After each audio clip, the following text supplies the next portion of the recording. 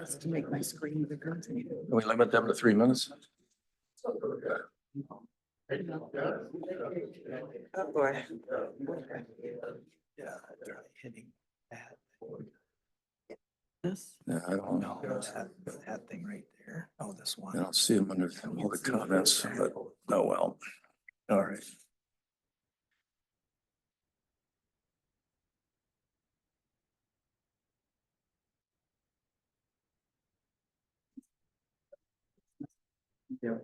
Just say it on the tally today.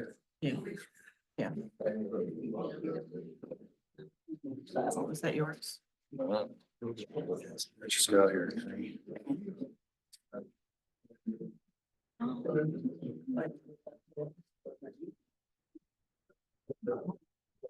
Just a back. Right, those 3 lines right there. Thank you. I'm not. So you, Yeah, why not? I've already done it. Sorry. I'll call the meeting to order of the Delta Township Board of Trustees. With the board and those present, please rise for the pledge of allegiance.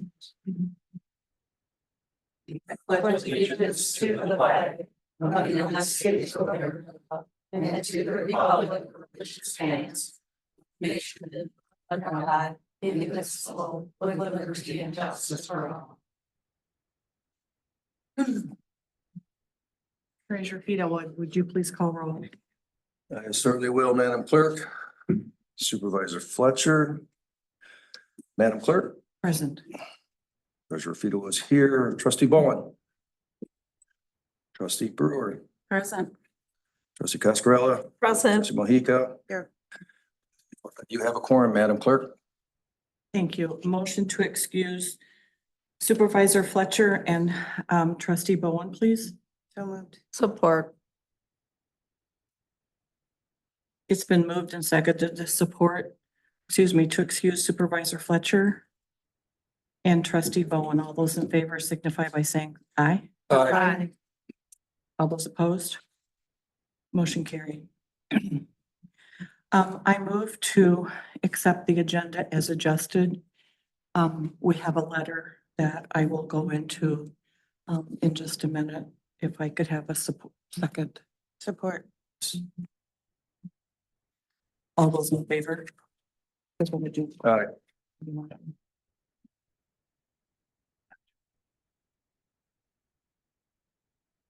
All those opposed? Motion carries.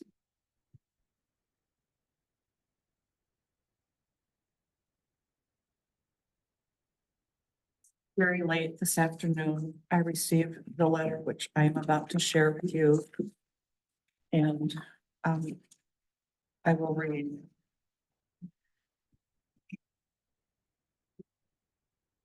The adjustment to the agenda, I think requires immediate attention.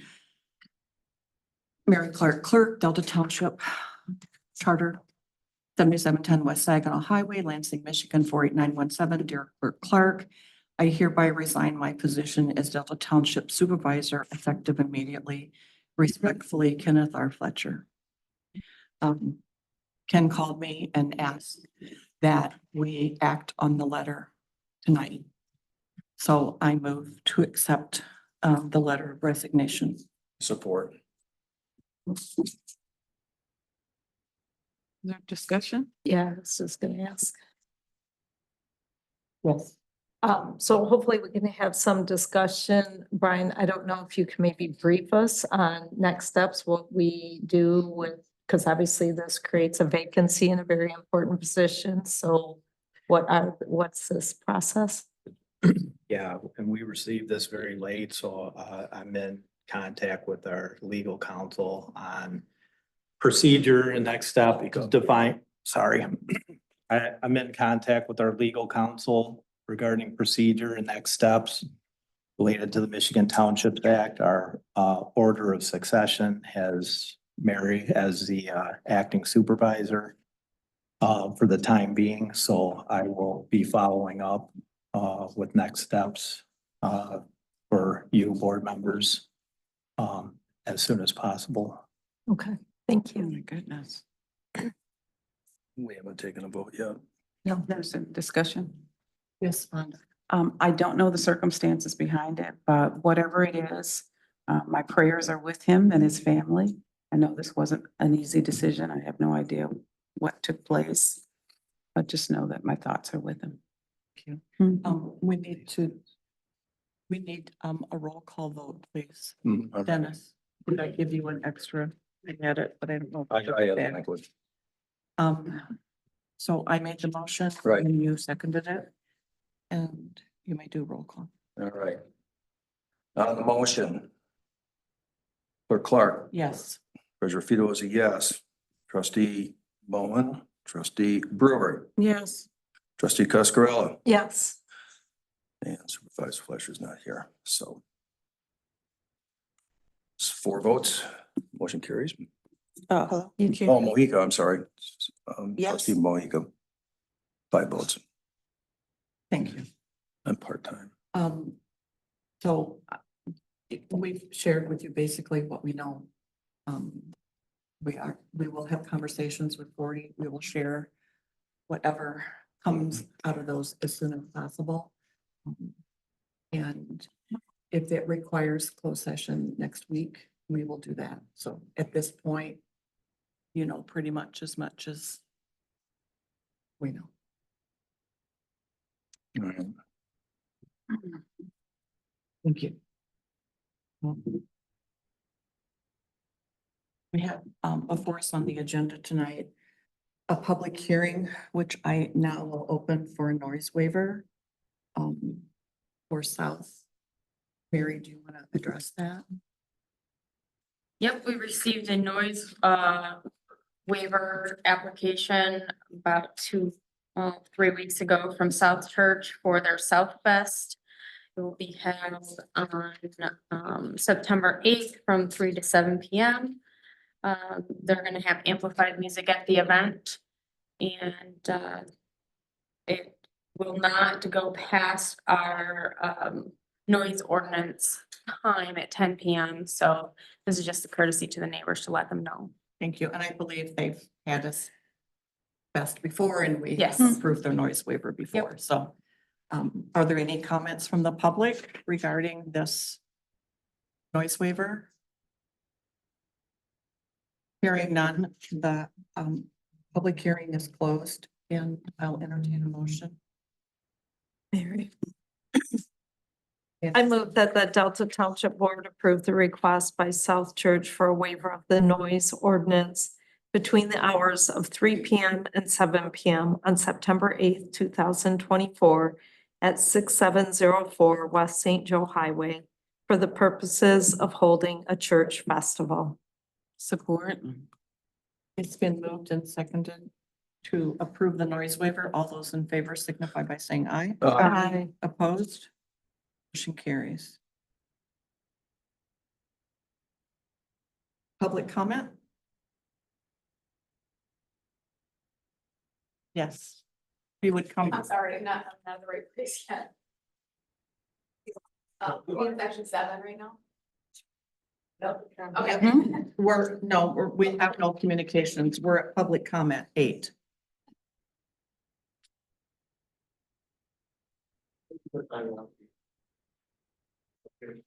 Well, there's some, you'll have to wait your turn now. That's all right.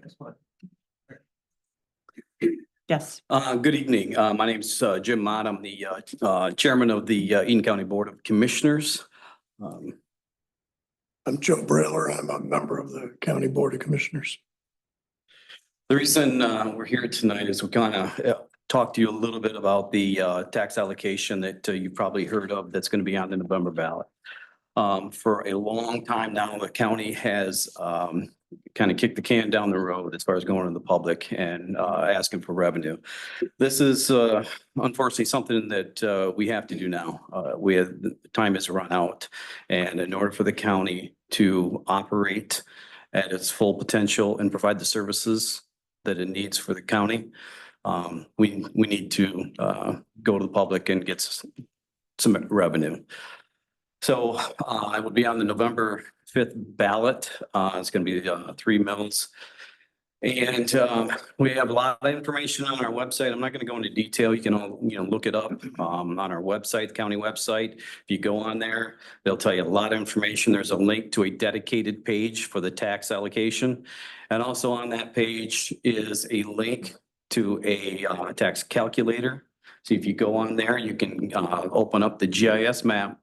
And it will tell you if you zoom in on your property or in the search bar, you can put in your parcel ID or your name, find your parcel, and it'll give you exactly how much extra you would pay toward that tax allocation.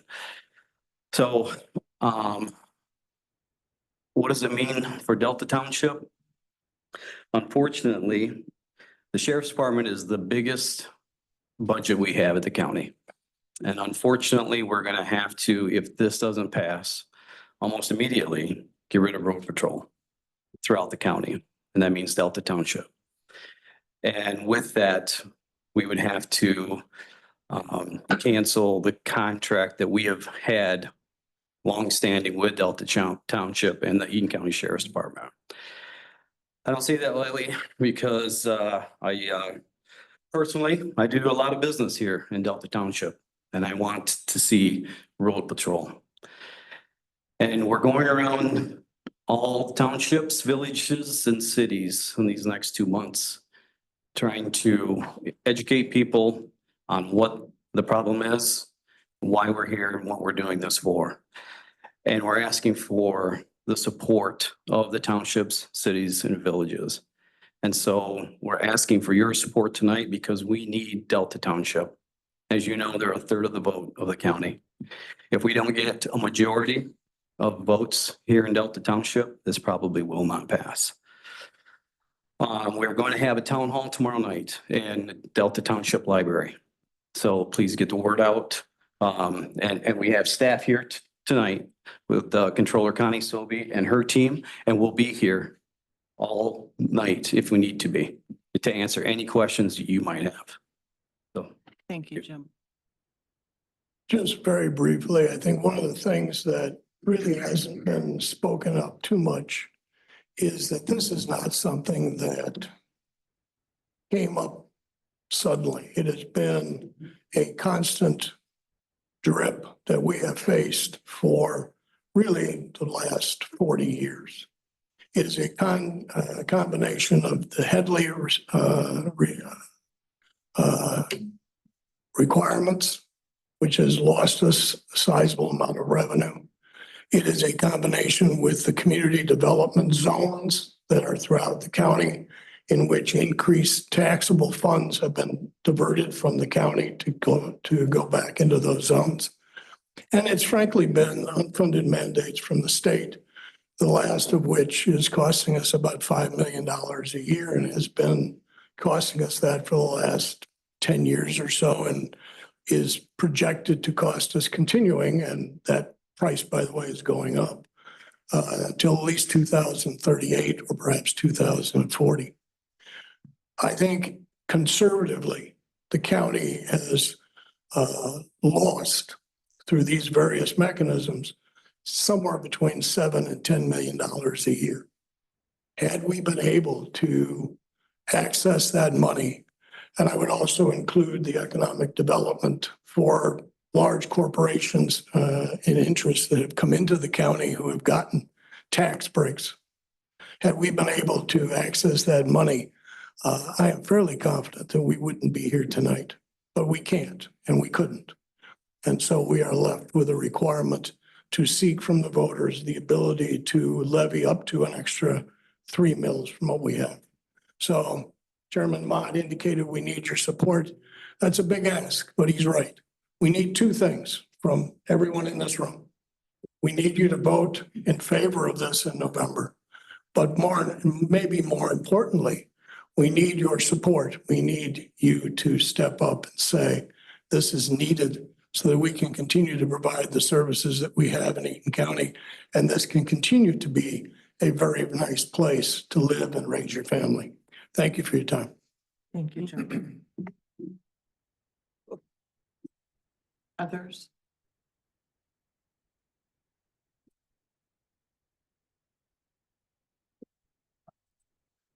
Good evening. I have lots of notes here, so bear with me. As we've heard, there's financial problems with the county. We all can agree to that. When you folks had a millage here to build a new substation, I supported that. I need each and every one of you to support what the county's trying to do. As Chairman Mott said, they've kicked the can as far as they can. Well, my version of that is there's no more can to be kicked. If you want a pro road patrol for Delta Township, we need to get everybody on board and we need to support this. I know people are shaking their heads and everything else on getting extra taxes. Sure, I get it. I have to pay taxes too. Might not be as much as some of these residents here in Delta Township, but I tell you, having a horse farm is not cheap. Taxes are pretty expensive and I deal with it. And I'll be paying more if this proposal, this millage passes. Eaton County and Delta Township has had a relationship for many years. I believe in the mid-80s, early 80s, there was a contract. Population has grown. It's almost double daytime population. There hasn't been any new deputies at all. The same number exists today as it did back then. But yet we're going to call to call to call. This is a great county for residents. I wish we had no more residents in this county. But due to the economic issues that happen in statewide, federal, people can't build anymore right now, not as much anymore. But Delta is part of Eaton County. And we all support each other and we need to work as a team. I'm going to keep repeating that team. We need to work together. This is a real big concern to me and I hope everyone takes this to heart. I don't want to lose Delta Township Road Patrol. Delta continues to grow and grow and grow while my deputies go from call to call to call. And it's very frustrating sometimes when I don't have enough deputies up in Delta to cover everything. I have out county deputies come to Delta, as vice versa, they come out and help us. And that's how it should be. We're working as a team. There's a lot I want to do in the sheriff's office, but I can't do it to benefit Delta nor the out county unless this millage passes. I'm down 15 positions. That's a lot. I don't have road patrol from midnight to 6 a.m. for the out county residents. State police does it. We just, Under Sheriff and I had a meeting today with the state police wanting to know where we're at with bringing back the 12 midnight to 6 a.m. shift. If this passes, we'll be able to maintain our deputies at the status it was before, 2 years ago. So hopefully, I don't want to lose this relationship, folks. I don't want to lose the contract. It's very, very concerning to me, to the commissioners. We had a unanimous decision to do this millage, this Headley rollback. Unanimous, all the commissioners were on board. And we're getting very good responses from the townships going to these meetings, expressing our concern.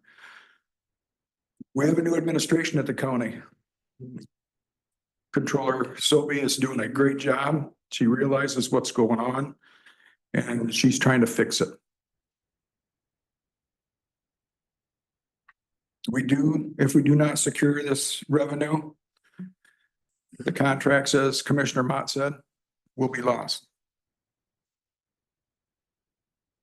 As also what he said, the sheriff's office gobbles up most of the revenue the county receives. 65% of the county revenue goes to pay for the sheriff's office. That includes the jail, road patrol, building, maintenance, everything. It's not cheap. It's not a threat. This is basically a reality of the contract. I want to keep the contract, but I have no choice. If I don't have the money, I don't know what else to do. It's not a scare tactic. We just want to get this millage through and we need your help. Work with us as a team, get the word out. That's the best we can do. 62 days before the election, folks. 62 days. We got a lot of work to do. And I'm hoping you're on board with us so you can do the same work that we are. You've been through this before on your millage for your new public safety building. You got it. I think it's due that you return a favor now and give us the same support. Thank you. Thank you, Sheriff.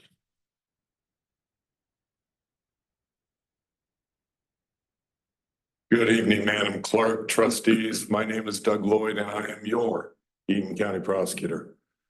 I always say I'm your Eaton County prosecutor because I represent 110,000 constituents. A third of those live right here in Delta Township. And as you listen to the sheriff, you're right. You know, he's right. See, the interesting thing is that the three largest budgets in Eaton County are the sheriff, the courts, and the prosecutor's office. But the funny thing is that if you decide to vote no on this and the sheriff's department is no more, the prosecutor's office and the courts will continue. Because I have 13 total police agencies in this county that come to my office. And there's always that deception there that the way it works is that you have a police officer create a case and it immediately gets shoved to the courts. Well, that's not actually true. Police officers, those 13 jurisdictions actually create the cases and then they shove them all to me. Each year, that's about 7,000 cases that enter my office. I'm actually the public defender for the county because I'm the one who's there to protect the interests of the defendants. About 25 to 30% of cases that enter my office are either denied outright or they're sent back to law enforcement agencies to be further investigated. It's only after I make the decision that that case should go through does it actually go to the courts. But the courts then get all those cases, and once they're there, if that individual is convicted, then it's all of our jobs to make sure that hopefully when they get out of the other end, they're going to be better individuals. But that's 65% of the budget. Now, I've had the opportunity to speak to some of you. Some of you agree with this proposal, and I appreciate that. Some of you have told me that you don't agree with this proposal and you won't support that. And now today you get to hear things that I wasn't willing to say in my conversations with you because that was the sheriff's responsibility to have to tell you that that contract would be gone. Now I'll tell you, I'm a Delta Township resident. Maybe one of the few here, Controller Sobey is as well. Well, I shouldn't say that. Most of you might be those of us that are coming in. I live in Walmart Estates. I know how much taxes I pay. Thank you very much. I know what the millage caused, you know, the 2 millages for the sheriff caused to happen. I also know that I did exactly like Chairman Mott said, and I went to the tax allocator button on Eaton County. I figured out that for me each month, it was about a $60 increase. Now, some of you actually know my sons and know that they played football and wrestled for Grand Ledge, and they weren't lightweights. They were the heavyweights. $60 at my local pizza shop won't even buy them dinner. So for me, it's not really a big ask for this to be done.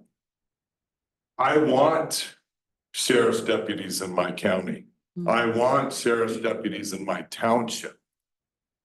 But if they're not there, there's 12 other agencies who will pick up those cases. They won't do it as fast. You'll definitely wait longer. And so the question I always ask is, what do you want your house to look like? Because right now we're at the brink of having to make that decision. And when I ask that, what I mean is, if you have a leak in your roof, do you fix the leak or do you just close the door? If you have a leak in your bathroom, do you fix the bathroom or do you just close the door?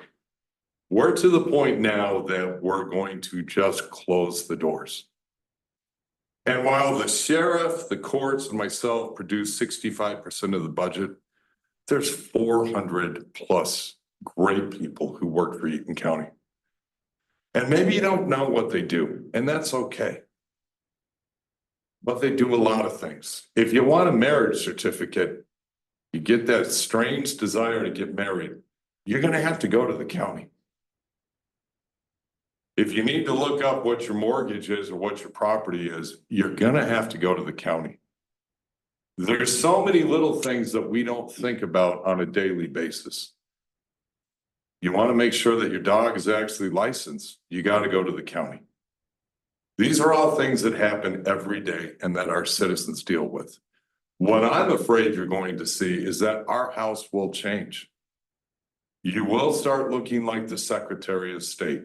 You want to get married? Get online, make an appointment with the clerk. Maybe in 3 weeks they can get you in. Because it's not going to be just walking in on that day and getting that license. That's how things are going to change. The county is our home. Delta Township seems to live, and I know I live here. We live in this little world that we are Eaton County. Well, no, you are Delta Township. You're a part of Eaton County. That's what you are. And I know this because the Out County questions every day. Why does Delta Township get more than the rest of the county? And these people here on a daily basis attempt to explain that they don't. They pay for it. But in reality, you don't pay all of it. The county chips in too. The county does a lot of things to make sure Delta Township is the great township that it is.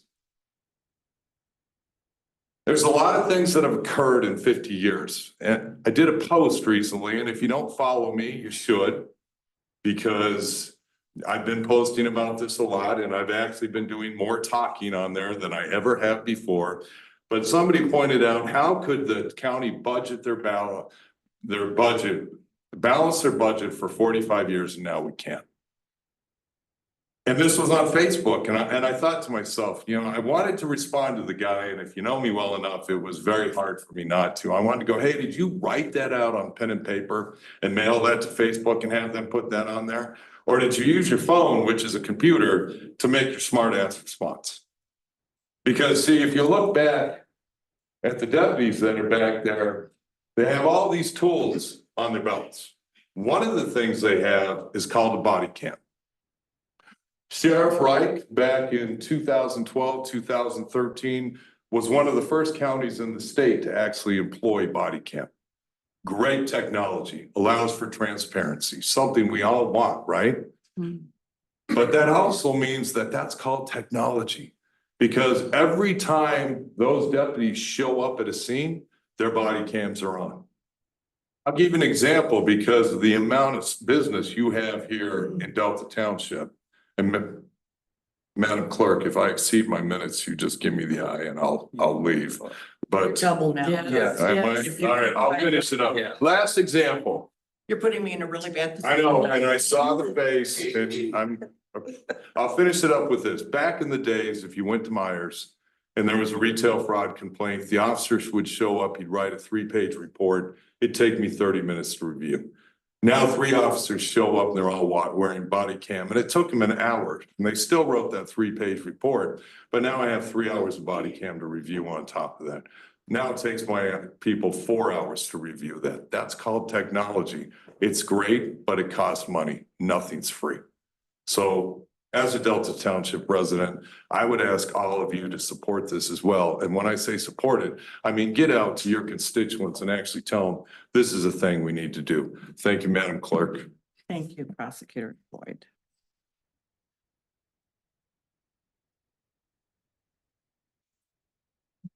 Good evening. I apologize for my confusion earlier. We have a lot of people that aren't accustomed to coming to these meetings. So my name is April Bryan and I live at 3343 Wardell Road. I have a lot to say, but I'm going to try to get through it quickly. First off, I would like to thank you for the opportunity to be heard here today. I'd also like to thank Mr. Reed and Mr. Menzer for their outstanding communication with feeling our concerns that we've had over the past few months and addressing some of the issues.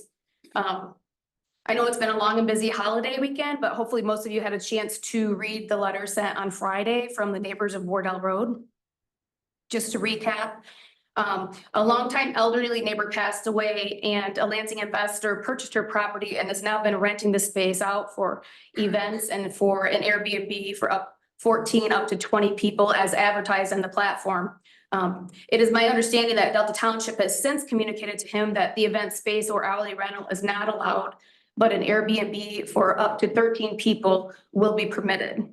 As of Friday, it was also my understanding that a rental license had not been approved. However, he was being allowed for the rentals to continue prior to issuance of the final approval of that rental license. It seems like this would be a risk and a liability for the township. We need your help and we're requesting that the board take action in enforcing the Delta Township Code of Ordinances. The intent of Act 2 residential district is to preserve the rural character while permitting limited agricultural activities. So properties in this district are regulated to ensure compatibility. The definition of rural relating to the countryside rather than town. And hotels, conference meetings, banquet facilities, lodges are not permitted, not even by special use permit. A hotel, as defined in the Delta Township ordinances, is to include detached rental units, which provide lodging on a temporary basis and are offered to the public for compensation. The term hotel should include tourist cabins and homes. So this type of commercial activity in a residential area is degrading our quality of life, and it's degrading our sense of community, and it's negatively impacting our property values. If the township is limited in their ability to regulate these short-term rentals, we're requesting the following ordinance changes to be initiated. So number one, restrict short-term rentals to public streets where there's sufficient right-of-way and access for emergency services. Limit the number of occupants to coincide with the number of bedrooms or for sizing up the septic system. Require quarterly fire and safety inspections with corresponding inspection fees and require the structure to have fire suppression. Initiate noise restrictions from dusk until dawn. And lastly, implement rental overlay districts restricting occupancy to 2 unrelated persons. Let's maintain the character of our community and help support the values of our residents that live there, not investors. Thank you. Thank you. Hello, my name is Bobby Bryan. I also reside at 3343 Wardell Road. April's my wife. We purchased the property back in 2019, and for those of you not really aware of the address where we're talking about, we essentially live in Anderson Nature Park. You drive down Wardell Road about a half mile, then it turns into our private drive, which is about a quarter mile, and then it takes us to our driveways. That property is an easement that drive runs right through our property, right through our 5 acres we have, and it's an easement for the other homes down there. It feels strange to have it be used commercially for an individual who doesn't live down there, who's just trying to use it for events and short-term rentals. Puts a lot of extra stress on the road.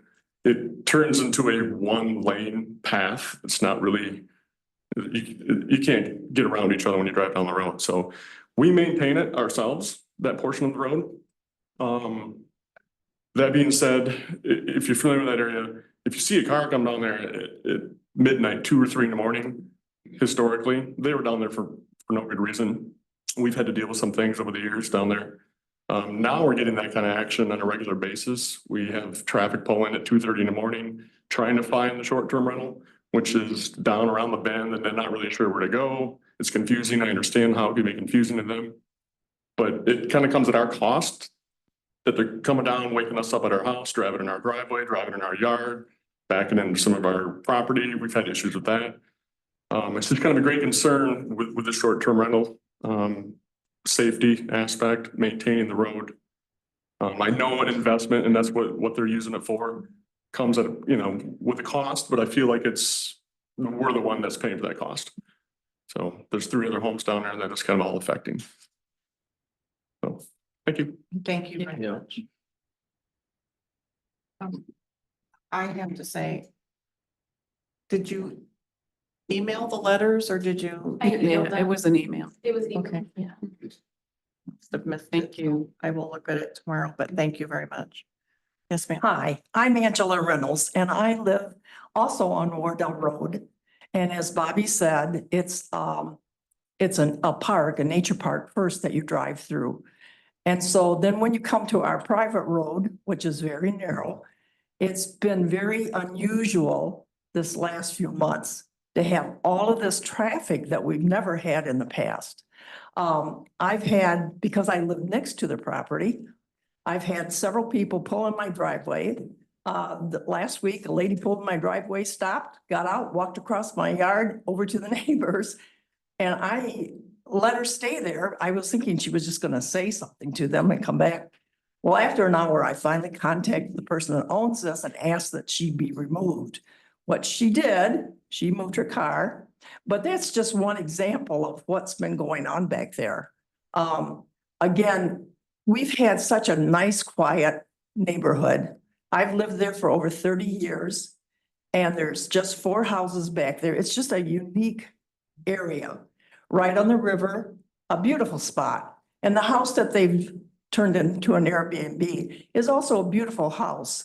But there again, it's not a home to these people. They're out there yelling back and forth. They're playing their music. It's just very disturbing. And I don't know. I don't know if you'd like that next door to your place or not, but I really don't care to have that day and night at my house. And the other thing is I'm really worried because I don't have a fence to separate the properties. So if they come over to my property and they got hurt or fell in the river or something, then I'm afraid I would be sued. And I hate to take on that responsibility. So thank you very much. Thank you. ma'am. Thank you. Go ahead. I'm sorry. My name's Luann Bremer. I live on Wardell Road also. And I've lived there for, my young one was 2 when we lived there. She's 43 now, so it's been a while. And, you know, this is nonsense. I mean, this guy, we just wanted somebody nice, nice family, nice couple to live there. Not a lot of traffic. It's always been a safe, peaceful, quiet sanctuary for all of us. And all of a sudden, it's a parade of strangers. I was in the bar and restaurant business for a very long time. Had my own place in Grand Ledge for about 20 years. Rules are rules. We had a lot of them. And, you know, come on. When you go down the county road, you come to the private part, and then it kind of turns into a goat path, as my husband used to say. And it's a little space, you know, it's a little space. And it's not like a cul-de-sac where you can drive down there, be lost and make a thing and turn around and get out. You can't, you know. It's outrageous, you know, and it's just, it's not okay. It's not safe. I've lived there now for 12 and a half years, almost since my husband passed away. I lived there by myself.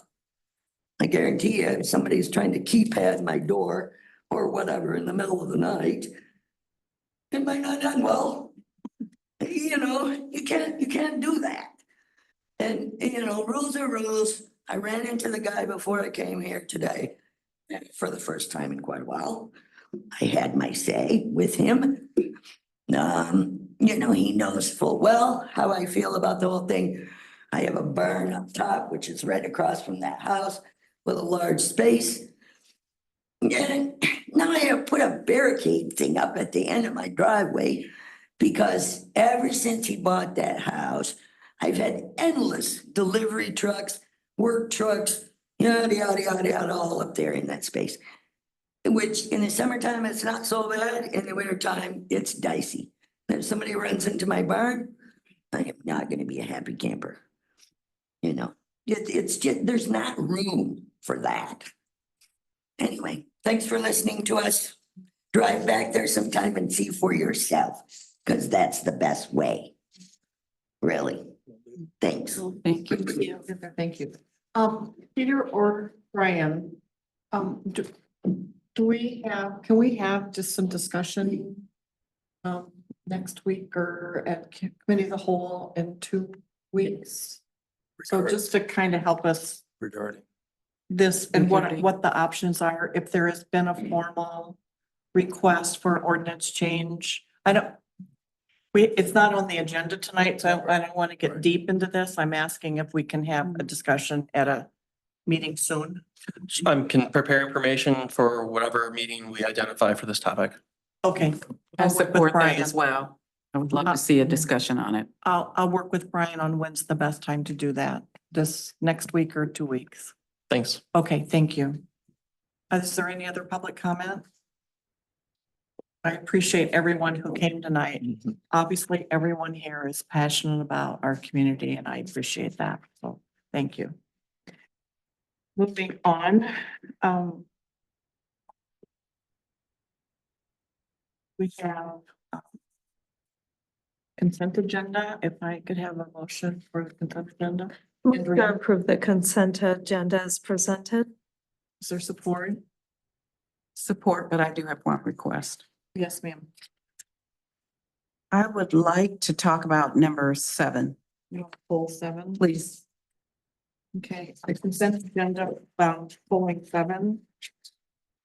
All those in favor signify by saying aye. Oh, excuse me, it's roll call. Yeah. Sorry. I should know that. I do that every week. All right. Clerk Clark, Yes. Treasurer Fido is a yes. Trustee Cascarella, Yes. trustee Brewer, Yes. trustee Bowman, trustee Mohica. Yes. And you have 5 votes, Madam Clerk. Thank you. And the issue of the introduction of the rezoning. Thank you, Clerk Clark. My question was, or just a request, this is an introduction and there's no voting or anything required of us. So my question is, why is it there? Because there's typically we have the minutes from the meeting so that we can see how the community is feeling about this proposal, which I absolutely support. I love the proposal, but I love seeing how the community feels about it, those that might be impacted by this rezoning change. So my question is, do we need to have these introductions on the agenda if it doesn't require a vote, there's no statute requiring that it be introduced in this matter? And can we just let it wait until you have all the packet together and go through the normal, what I consider a normal, regular process? Here. That's on me. Thank you. First of all, just to introduce myself, my name is Peter Menser. I'm the Director of Planning and Economic Development here at Delta. So the question is about noticing and the steps for rezoning. Traditionally, and I mean that in the kind of broader sense, a lot of municipalities in the area do a 2-step process when adopting rezonings. It's an introduction at one meeting, and then in the case of Delta, it's kind of just a procedural step for introduction, and then I'll call it final adoption or consideration at the following meeting. I just started looking into this week. There isn't necessarily mirrored language in the state act that requires these notices. I can say kind of just customarily that this is a process that's used in other areas. So as you know, I'm kind of new to the directorship here. So before I started changing procedures around, these are all discussions I wanted to have with the board about the procedures for these processes, but haven't gotten there yet. So we can change our process. There's nothing in our zoning ordinance that says it has to be 2 steps. So if we want to just do it as one, we could do that. That would be a board decision since Right. we have a practice that we act on. Yeah. Okay. Well, one of the advantages of that is a early heads up notice of, that this rezoning request has been submitted. So I don't necessarily like to have a recommendation and being out of the loop until we're called upon to make a decision, yes or no. Because oftentimes, the planning commission has gone through their questions. Sometimes they're perfunctory, sometimes they're not. But there are oftentimes larger issues, more of visioning, more of a planning in a larger scope of things that go beyond what the planning commission looks at in their laundry list of details that they're charged with, looking if it meets the criteria of an approval oftentimes. So I think you're right, trustee Brewer, that it doesn't necessarily have to be before us, but I do appreciate the heads up. Certainly in those types of circumstances that have to do with a rezoning. Now, in this particular case, it's along a commercial corridor, but it's certainly, I appreciate heads up if it abuts to a residential area. So I'm just throwing that out as a comment. Thank you. Thank you. Karen, did you have a comment? No, I got it. The clerk and or acting supervisor. Yeah, I just wanted to add, appreciate the comments, trustee Brewer. I do think that extra, while it may not be legally required, the notice is just helpful for residents. Sometimes they catch an agenda, sometimes they miss it.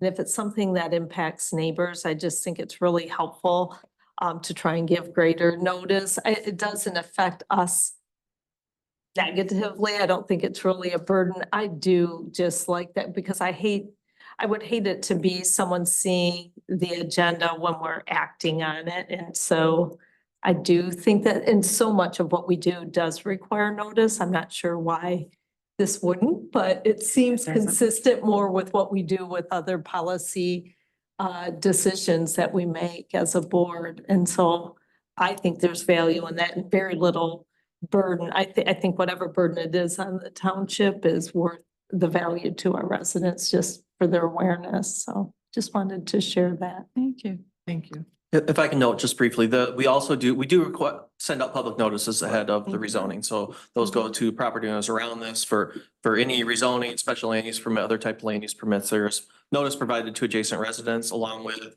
application on the township website. And then your meeting agendas essentially become kind of the avenue for this sometimes as well. Right. Thank you. Thank you. Thank you. So I'll entertain a motion to introduce the rezoning. I can move that. I so move. Thank you. And support. Support. It's been moved and supported to introduce the rezoning of 302 South Waverly Road. All those in favor signify by saying aye. Aye. Opposed? Motion carries. Managers report. Thank you, Madam Clerk. We have a lot of updates tonight. First of all, you should have received your Delta Now in the mailbox, so hopefully, enjoyed that. Just a couple quick project updates. Our Nixon Road project or in conjunction with the Road Commission is nearly complete, so they should be putting pavement markings on soon. So that's the bike lanes and the road reconstruction. St. Joe Water Main and Pathway work is ongoing. We're on schedule on that project. The water main is completed from Kreitz Road all the way to Farmstead. The contractor is going to start having 2 crews on site, one to continue where they left off west of Snow Road, and another contractor to start working east from Snow. And they'll be looking to also pave the second portion of the pathway and completing some of the pathway work down by Kreitz. Ultium 3, all the off-site work is substantially complete with just cleanup and restoration work. The sanitary EQ basin is built. They're doing water testing right now, and then we'll move into final push with mechanical for the EQ basin, lift stations, and a water booster station. The work plant, we continue to push the crew to have the major tie-in. The Willow closure, that is 3 of our major tie-ins there for Carrier Creek, the east side, east feed from on the east side of the township, as well as the west side. So I know that there's a lot of social media activity and some frustration with that. That is a major part of the project and we are pushing to get that done as quickly as possible so that we can at least get the road opened up. Yep, Brian, on that, are you able to share a little bit, only because hearing from lots of residents, about asking when it's gonna be done, which I know you don't have a hard timeline just yet, but why that's taken so much longer than was originally anticipated? I think we put out a statement. I think that pretty much explains our position. I wouldn't get Okay, too much further into that.